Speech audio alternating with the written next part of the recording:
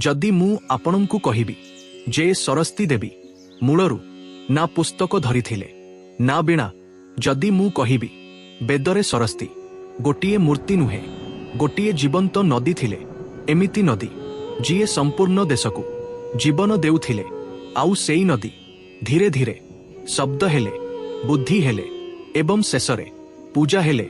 आजिरो एही वीडियो कहानी नुहे, एहा हेउछि ऋग्वेदा ठारू सरस्वती पूजा पर्यंत सेई सत्य जहा पुस्तकरे नुहे किंतु वेदरे लेखा जाइछि। वीडियो छाड़ंतु नाही, कारण शेष सत्य आपणंकर सरस्वती पूजा को सर्वदा पाई बदलाई देव। ऋग्वेदा मानव इतिहासर सबुठारू पुराणा ग्रंथ, आउ सेथिरे प्रथमे आसे सरस्वतींको नाम। ऋग्वेदार सरस्वती कौनसी मूर्ति नुहे, से गोटिए बहुथिबा नदी हिमालयरू समुद्र पर्यंत एते प्रबल जे ऋषि माने तांकु कहिथिले नदी मानंको मध्यरे श्रेष्ठा एही नदी केवल जल बहाउ नथिले, सभ्यता बहाउथिले। एठारू जन्म नेउछि सरस्वतींको प्रथम रूप, शक्तिर रूप। ऋग्वेदारे गोटिए पूरा सूक्त केवल सरस्वतींको पाई। एहा साधारण कथा नुहे, एहा कहे सरस्वती केवल नदी नुहे, से राष्ट्र को रक्षा करुथिबा शक्ति, योद्धा को साहस, ऋषि को प्रेरणा, समाज को दिग। किंतु एजाए से ज्ञानर देवी होई नथिले, से परिवर्तन धीरे आसिब।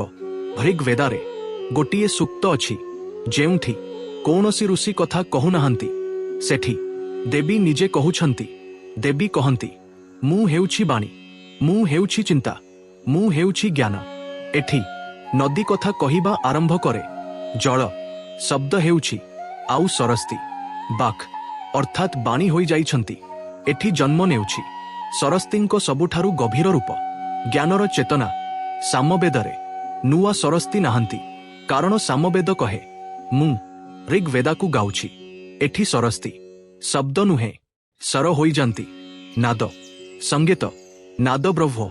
यजुर्वेदरे गोटिए छोट वाक्य किंतु अर्थ विशाल। बाघी सरस्वती अर्थ बाणी ही सरस्वती। जेतेबेले मंत्र उच्चारण हुए सेतेबेले देवी प्रकट हुअंती। एठी सरस्वती मूर्तिरे नुहे, उच्चारणरे अछंती। अथर्ववेदरे सरस्वती पुणी बदलंती। एबे ना युद्ध ना यज्ञ, एबे से मेधा, समृद्धि, बुद्धि।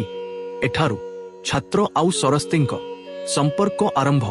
वेदरे केउठी मध्य सरस्वती पूजा नाही, किंतु वेदर सरस्वती धीरे धीरे परंपरा होई जांती। नदीरू बाणी पर्यंत, आउ बाणीरू पूजा पर्यंत। तेणु आपण जेतेबेले परवर्ती थर सरस्वती पूजा करिवे, मने रखंतु आपण केवल गोटिए देवींकु नुहे, हजार हजार वर्षर वैदिक चेतनाकु नमन करुछंती। एहा ही ऋग्वेदा ठारू सरस्वती पूजा पर्यंत सत्यर यात्रा। आपणंकु जदि वीडियो भल लागि थाए लाइक करंतु, शेयर करंतु और चैनल को सब्सक्राइब करंतु। आउ कमेंट रे लेखंतु जय मां सरस्वती।